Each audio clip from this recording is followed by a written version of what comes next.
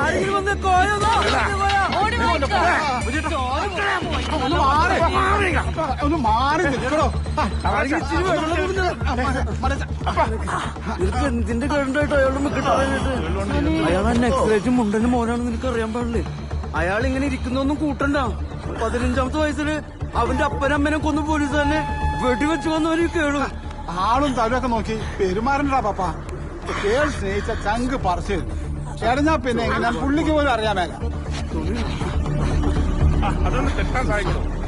നീ എന്തായാലും സൂക്ഷിച്ചോ. അവനെ ഒരു പോക്കനാ, ഒരു പോക്കൻ.